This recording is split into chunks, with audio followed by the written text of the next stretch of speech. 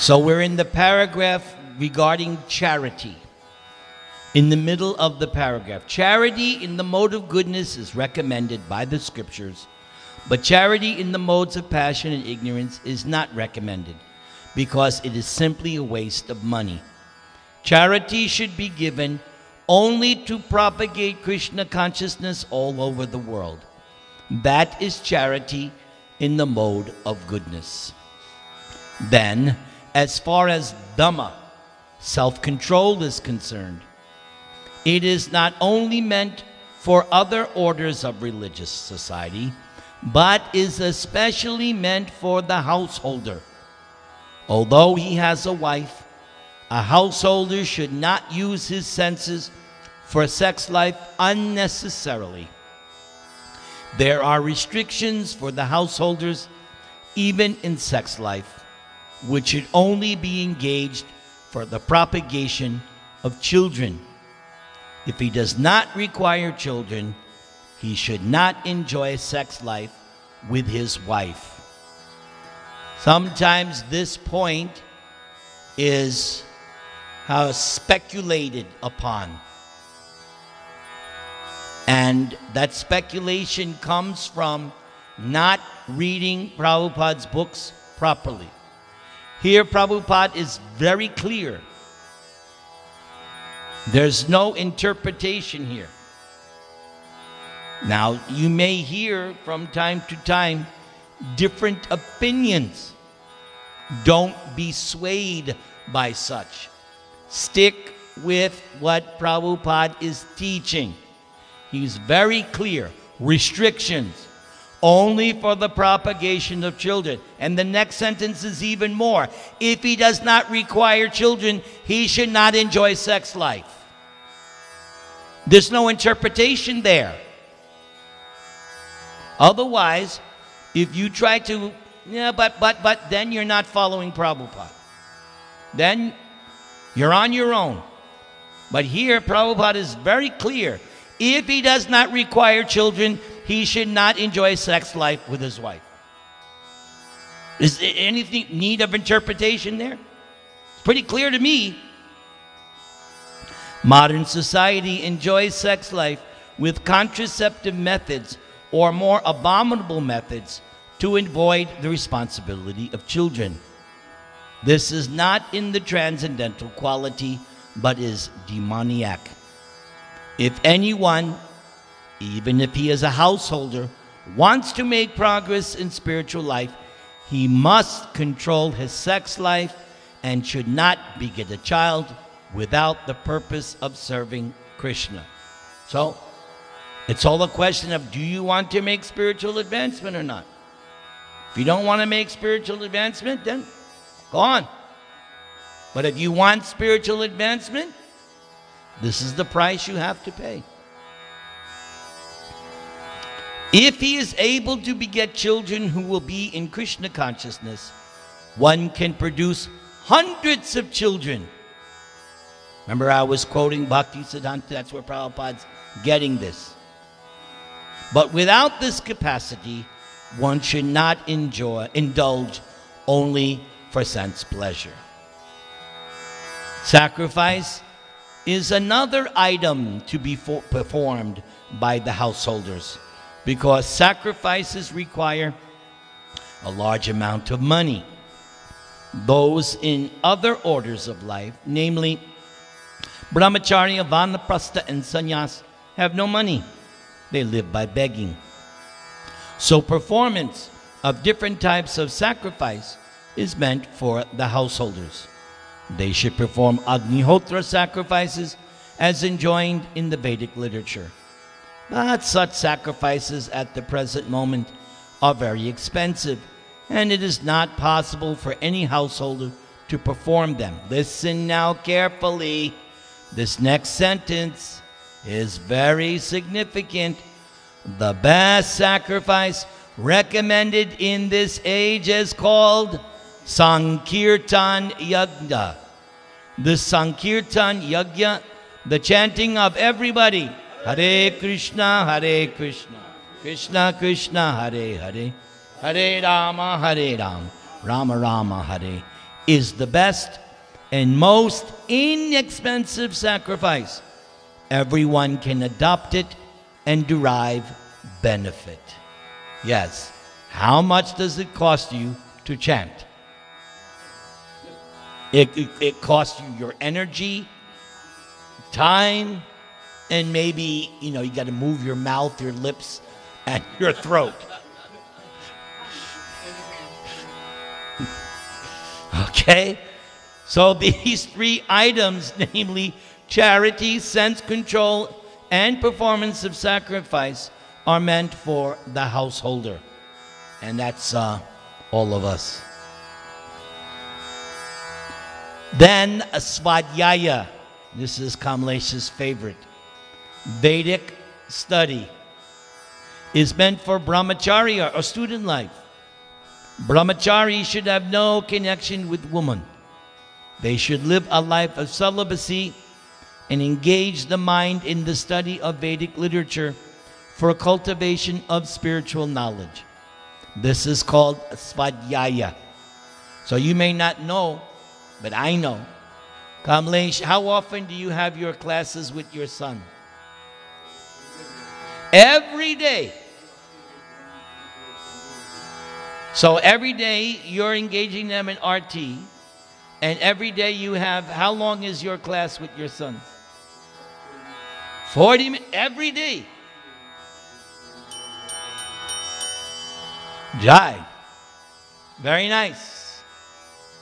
Yes.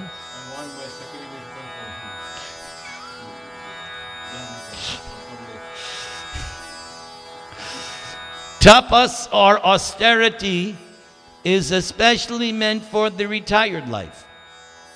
One should not remain a householder throughout his whole life. He must always remember that there are 4 divisions of life: brahmacharya, grihastha, vanaprastha, and sannyas. So after grihastha, householder life, one should retire. If one lives for 100 years, he should spend 25 years in student life, 25 in householder life, 25 in retired life, and 25 in the renounced order of life. These are the regulations of the Vedic religious discipline. A man retired from householder life must practice austerities of the body, mind, and tongue. That is tapasya. The entire Varnashram Dharma society is meant for tapasya. Without tapasya or austerity, no human being can get liberation. The theory that there is no need of austerity in life, that one can go on speculating and everything will be nice, is recommended neither in the Vedic literature nor in Bhagavad-Gītā. Such theories are manufactured by show battle spiritualists who are trying to gather more followers. If there are restrictions, rules, and regulations, people will not become attracted. Therefore, those who want followers in the name of religion, just to have a show only, don't restrict the lives of their students nor their own lives. But that method is not approved by the Vedas. Yes, I used to make a joke sometimes. I'm going to start my own movement.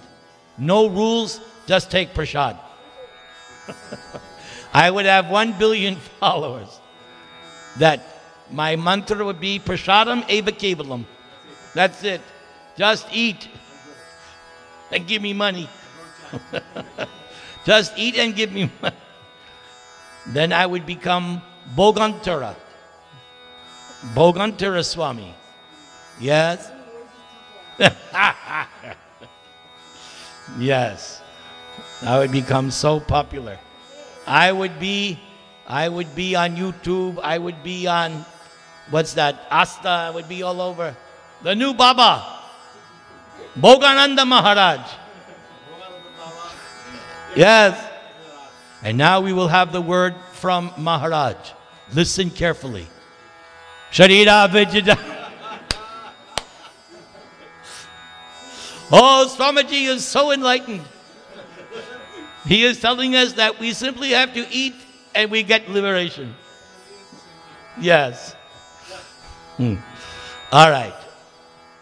As far as the Brahminical quality of simplicity is concerned, not only should a particular order of life follow this principle, but every member, be he in the Brahmachari ashram, Grihastha ashram, Vanaprastha ashram, or Sannyas ashram, one should be very simple and straightforward. Ahimsa means not arresting the progressive life of any living entity. One should not think that since the spirit spark is never killed, even after the killing of the body, there is no harm in killing animals for sense gratification. People are now addicted to eating animals in spite of having an ample supply of grains, fruits, and milk. There is no necessity for animal killing. This injunction is for everyone. When there is no alternative, one may kill an animal, but it should be offered in sacrifice. At any rate, when there is an ample food supply for humanity, persons who are desiring to make advancement in spiritual realization should not commit violence to animals. Real ahimsa means not checking anyone's progressive life. The animals are also making progress in their evolutionary life by transmigrating from one category of animal life to another.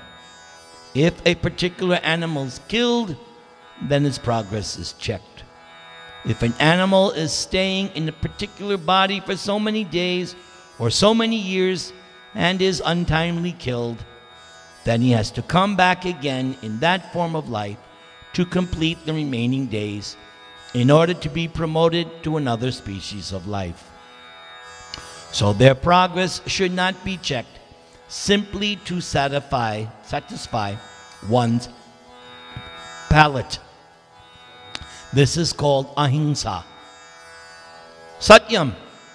This word means that one should not distort the truth for some personal interest. Who does that? What class of person does this? Distorts the truth? Yes? Politicians.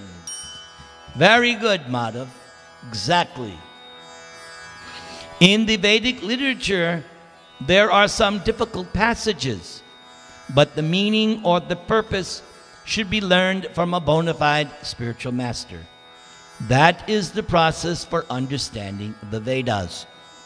Shruti means that one should hear from the authority. One should not construe some interpretation for his personal interest. There are so many commentaries on Bhagavad-Gītā that misinterpret the original text. The real import of the word should be presented, and that should be learned from a bona fide spiritual master. Prabhupada would sometimes use the example how somebody said, oh, the Pancha Pandavas means the five senses. Prabhupada said, no, Pancha Pandavas means the five Pandavas. Don't interpret. Take Bhagavad-Gītā. What's the name of this book? Bhagavad-Gītā. Yes. Dharma Kshetre Kurukshetre, which means there was a religious place. It was known as Kurukshetra. That's the meaning. Take it as it is. All right. Akrodha means to check anger. Even if there is provocation, one should be tolerant. Best example, Lord Shiva, sitting in the yajna, and his father-in-law came in and started criticizing him in front of all the demigods and great sages and rishis. Did Lord Shiva say anything? Nope. Didn't say anything. So good example here. One should be tolerant, for once one becomes angry, his whole body becomes polluted. Anger is a product of the mode of passion and lust. So one who is transcendentally situated should check himself from anger. The story in Krishna book, Bhrigu Muni was sent to test which of the three predominating deities was in the superlative degree. So he went first to his father Brahma and didn't give respect. So Brahma got angry, but he checked it. Right? Then he went to his brother, Lord Shiva, and criticized him. Lord Shiva got angry. But I think his wife checked him. Then what did he do with Lord Vishnu? Stepped on his chest. And what did Vishnu do? Oh, did you hurt your foot? My chest is so hard. So then Bhrigu realized, my father got angry, but he controlled it. My brother got angry, but Vishnu? So when Bhrigu went back, he said, in my opinion, the superlative person, Lord Vishnu, because even I kicked him, he was concerned that I was offended. Nice story. That's it towards the end of Krishna book. Second to last chapter. I love that story. Apaishunam means that one should not find fault with others or correct them unnecessarily. That's the key word. Unnecessarily. Recently, somebody asked me on this, and they asked me about this, so the key word here is unnecessarily. Of course, a parent, you have to correct your children. Otherwise, they won't grow up. As many years as I know you, you have been very hard with your sons. But I think they have turned out nice. Would you agree? Yes. So that's your duty. You have to be tough. My daughter with Janardhan, very tough. Very tough. But in his case, one became Muslim. Stop. Do you chant Hare Krishna? Yeah, how he stop. Nonsense. Of course, to call a thief is not fault finding. But to call an honest person a thief is very much offensive for one who is making advancement in spiritual life. Hri means that one should be very modest and must not perform some act which is abominable. So this we see in the entertainment industry, both here in America and elsewhere. These entertainers are not modest, and they're always performing something abominable. And I cannot say or describe such things, but it's all over YouTube and all over. That's how they become famous. They become famous by being abominable and unmodest. Modest means one should not perform some act which is abominable. Achapalam, determination, means that one should not be agitated or frustrated in some attempt, like Ravan. Ravan was so frustrated because he could not get Sita to submit. And while he was sending one of his sons after another just to be killed by Ram and Lakshman, and his own people were telling him, you know, you're losing everything just because of your attachment to Sita, he still couldn't give it up. And he lost all of his sons, even Indrajit. Did he not? Until finally his brothers were gone, except for, of course, the one that defected. What's his name? No. Libishan. Yeah. So he lost everything, and finally he had to give up his own life. Why? Attachment to Sita. And when he was lying there, Ravan's wife Mandodari, which Bhagavatam says was chaste, she condemned him, saying, "You did all this, look at you, the king of Lanka, lying here like this. And you did not know the power of Sita. You did not know the power of Sita."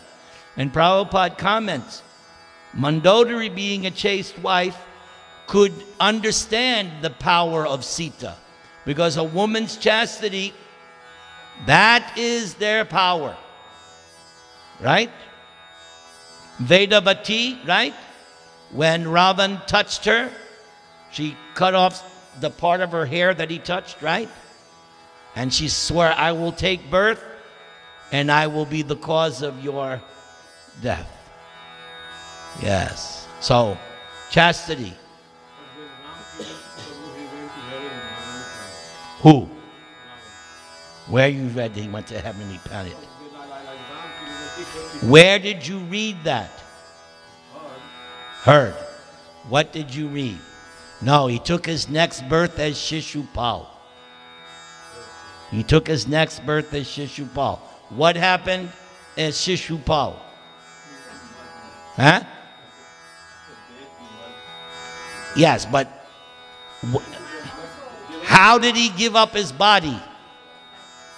How did he give up his body? Yes. Yeah. You want to die like that?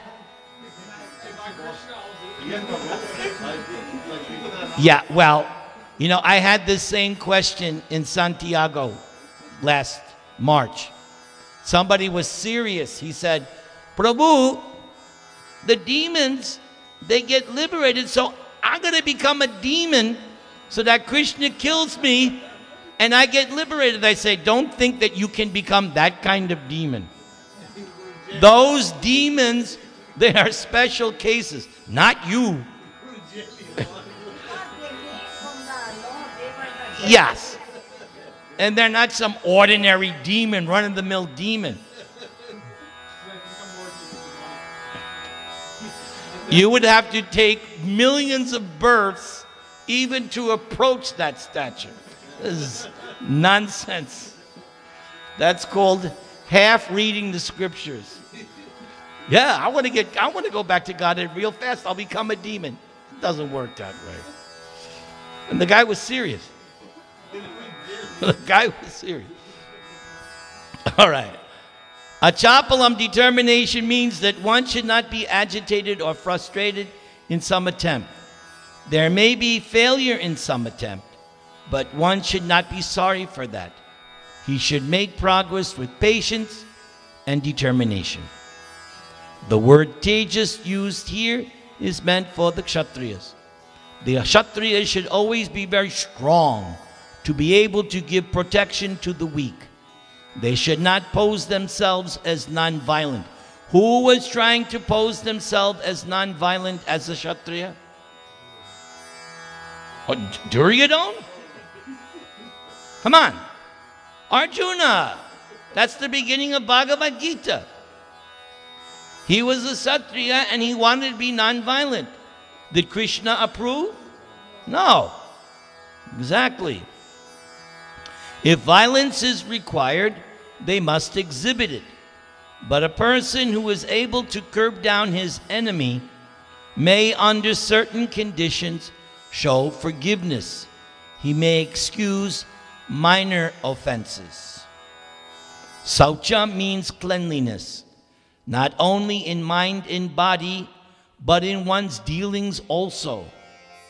It is especially meant for the mercantile people who should not deal in the black market.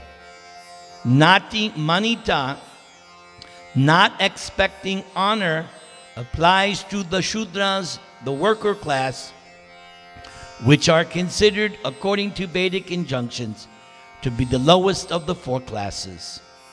They should not be puffed up with unnecessary prestige or honor and should remain in their own status. It is the duty of the Shudras to offer respect to the higher class for the upkeep of the social order. All these 26 qualifications mentioned are transcendental qualities. They should be cultivated according to the different statuses of social and occupational order. The purport is that even though material conditions are miserable, where is Prabhupada getting that from? Is that Prabhupada's opinion? Where is Prabhupada getting that concept from? Yes. Dukkha, exactly. It's not that Prabhupada's just honest. No, it's based on Bhagavad-Gītā. Yes, it's a temporary place of, yes, full of miseries. So he's just repeating what Krishna says. Okay, the purport is that even though, so he's not even saying there's an option here. This is the fact that even though material conditions are miserable, if these qualities are developed by practice, so Kamlesh again, if these qualities are developed by practice, by all classes of men, then gradually it is possible to rise to the highest platform of transcendental realization. So the idea here is that Krishna consciousness trumps your material conditioning. We were before you came, when in the beginning, we were talking how Krishna says in one of the verses in this chapter, these are the qualities by which the godly persons are born with. But that's all right. Even if you're not born with godly qualities, if these qualities are developed by practice. Right, Govind? Practice? We're talking about practice. Right. By practice, then you can rise to the highest platform. And in chapter 18, Krishna will again say, here are the qualities of a Brahman, Kshatriya, Vaishya, Shudra. So you would think, oh, the Sudras, they're not going to... No. All these qualities, all these classes can achieve perfection simply how?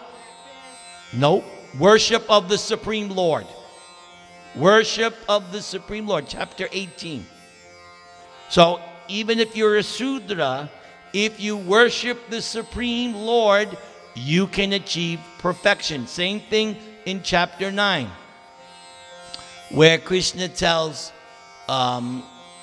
what is that verse? Who knows the verse I'm thinking of? Striyo Vaishyas tata Sudras tepi yanti param gatim. The lower classes, right? Striyo Vaishyas tata Shudras. They are considered the low class. Krishna says they can go param gatim. How? By surrendering to Him. So your material nature is not so much taken into consideration once you come to Krishna consciousness. Once you come to Krishna consciousness, we don't even consider, oh, he's Haridas Thakur, another example. Right? And Lord Chaitanya made him what? Nam Acharya. Right. That's the point here. Yes. I'm listening. Go.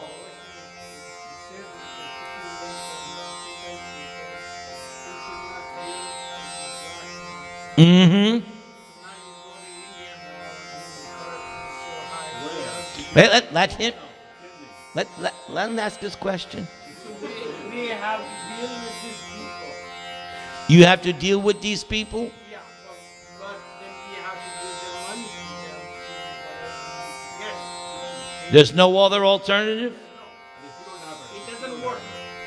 Then you got to do what you got to do. But be careful. Just like, I'll give you an example. So you're saying it's a necessary evil, yes? Okay, but here's the analogy. The analogy is when you're cooking a chapati, don't get burned. So if you're saying it's unavoidable, be careful because you might get burned. Because what I see experience, nothing is done which is not money. All the purpose, so when you pay money, still it will be done. Like if your peas are fine. Hey, I'm not arguing you. I'm just making a point. Just be careful you don't get burned. Other thing is what about people investing money in stock market? That's gambling. No, it's gambling. Again, here's my point. Whose money is it? Whose money is it? Krishna's money. And he has given you what? An allowance. So with your allowance, what are you doing with your allowance? After gambling and I'm investing in Krishna again.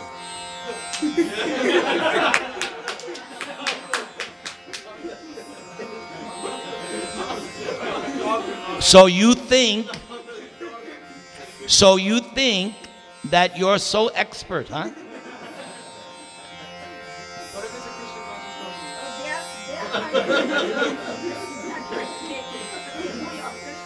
No, because there is an example of this in our movement.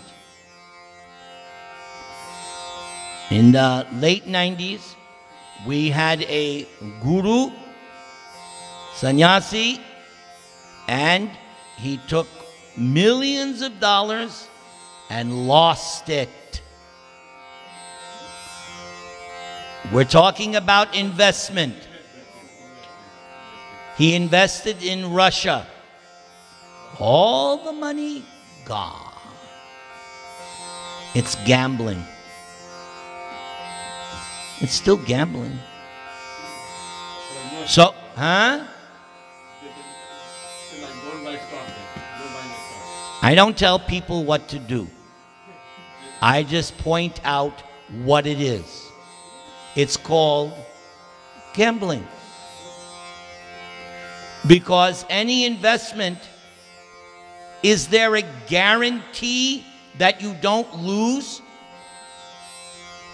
Right? So that makes it gambling. Okay. So, I want to finish this point. You have to understand how it's gambling.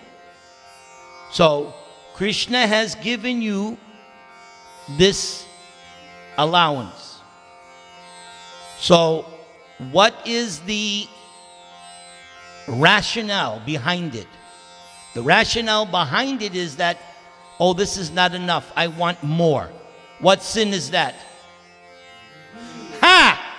What are the 3 gates leading to hell? The 3rd gate. Now, with your greed, you're thinking, I will double. But is it a guarantee? That's why it's gambling. And what will you say when you lose? Exactly. No. The best thing to do, Krishna has given you this amount. Be satisfied. That's a quality of a Brahman. Satisfied in whatever condition. It is a non-Brahman who is not satisfied and wants more. But a Brahmana is satisfied. Krishna has given this to me, I'm satisfied. I remember very well when I worked the job, I had a Jewish boss, and he would repeatedly come to me in my office. He would say, when my wife and I first got married, we were living in a little apartment in Santa Monica, and we were very happy. Now I make $90,000, my wife makes more than me, and yesterday she spent $1 million upgrading the kitchen. He said, I wish we were living back in the one-room apartment in Santa Monica.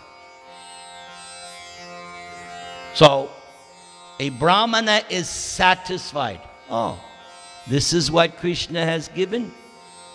I'm sad. If Krishna gives more, good. I will rest my case there. We have 13 devotees online. Only one has signed in. Padiyavali from Tennessee. The other 12 are anonymous. Yes.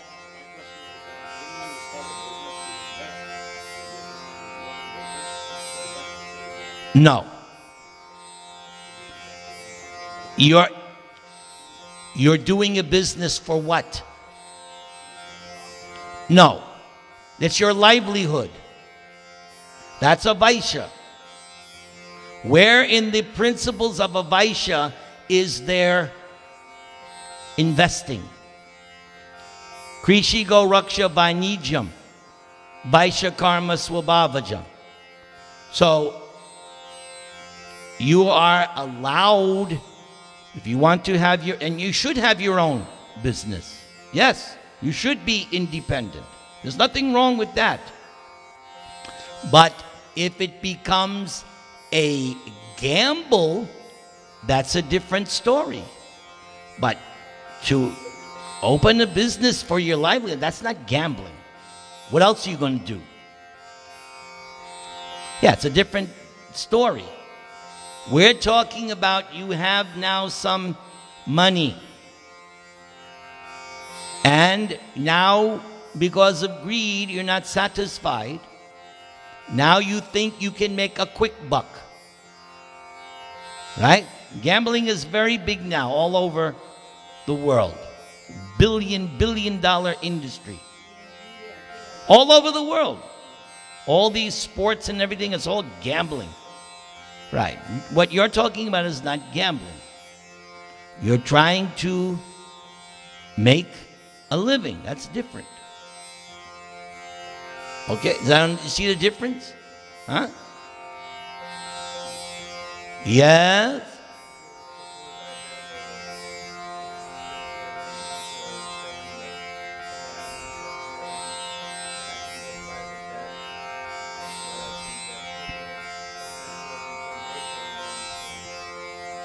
Now we're getting into borderline. Now you're getting into borderline. Now you have to ask yourself, is this a gamble or is it smart business maneuver? It's a different, now you're getting into that gray borderline area. The idea is you don't jeopardize. Oh, that's another point. Thank you for bringing that up. Yes, thank you. That's a good point. Yes.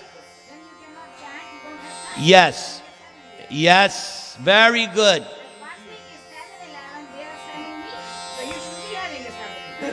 Ah. Yes, hey. She heard what you said and she went with it. Okay? All right. Everybody happy? Are you satisfied?